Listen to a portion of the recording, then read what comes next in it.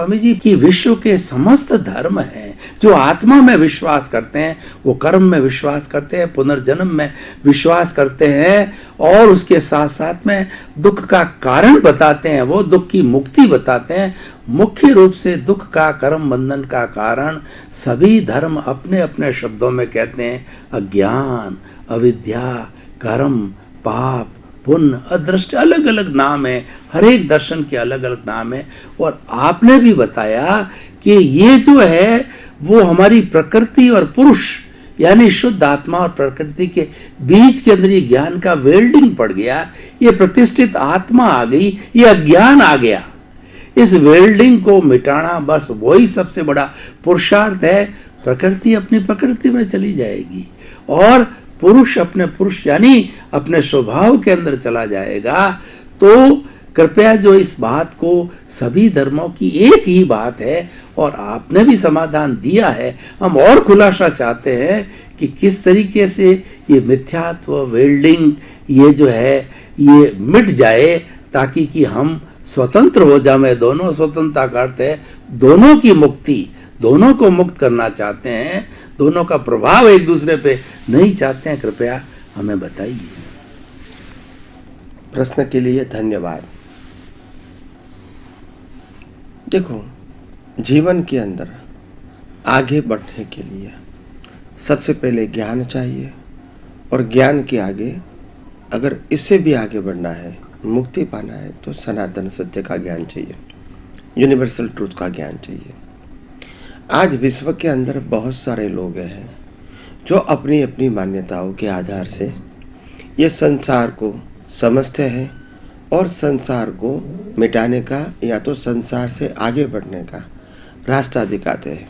जैसे कोई कहते हैं कि अज्ञान मिटाने से आपकी प्रगति होगी, कई लोग कहते हैं पुण्य करने से प्रगति होगी, कई लोग कहते हैं धर्म को पालन करने से आपकी प्रगति होगी, कई लोग कहते हैं कि रिचुअल्स करने से, तप जप करने से ही आपकी प्रगति होगी, कई लोग मानते हैं कि संसार को त्याग करने से ही आपकी प्रगति होगी।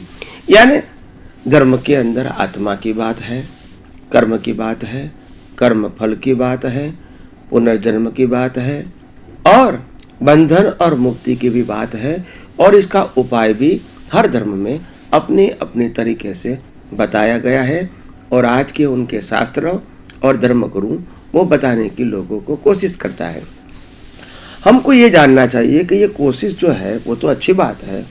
ऐसा नहीं कि दुनिया का, हिंदुस्तान का कोई भी धर्म आत्मा को बिलीव नहीं करता है, पुनर्जन्म को बिलीव नहीं करता है, कर्म के सिद्धांतों को बिलीव नहीं करता है, और मुक्ति को नहीं मानता है। ये तो प्रश्न है ही नहीं, सब धर्म मानते हैं।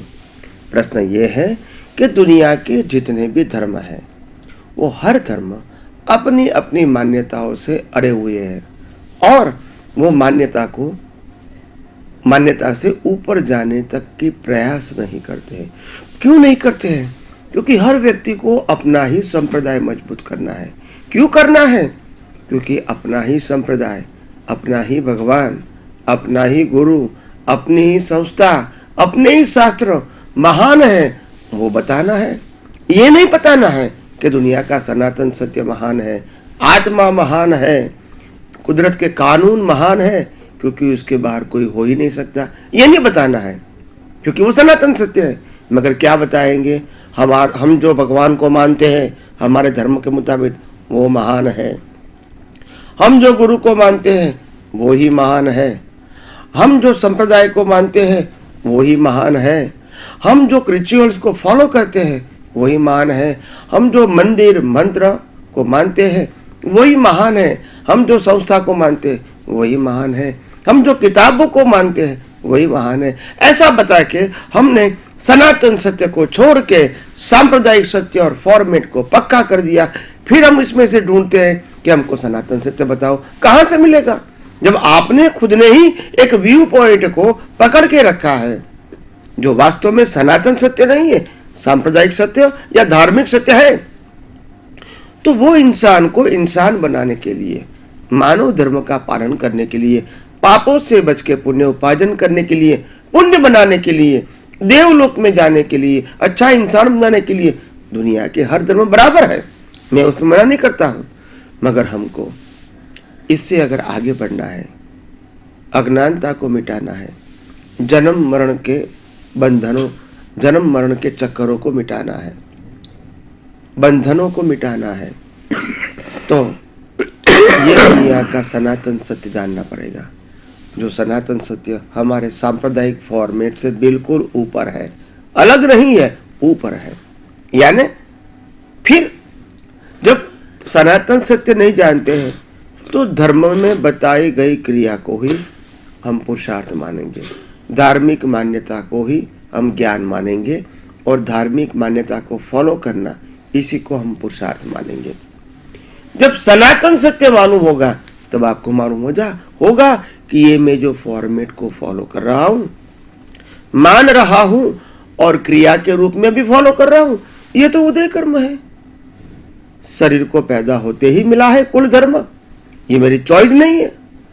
और ये कुल धर्म के मैं फॉलो करता हूं, वो तो शरीर करता है, और शरीर की हर अवस्था वो तो कुदरती रचना है, वो भी मेरी चॉइस नहीं है। तो जो कुदरती रचना के रूप में बना हुआ शरीर और कुदरती रचना के रूप में जो चलाता है शरीर, कुदरती शरीर को चलाता है, इसमें मेरा पुरुषार्थ कहाँ आया, कहाँ मेरी फ्रीडम है?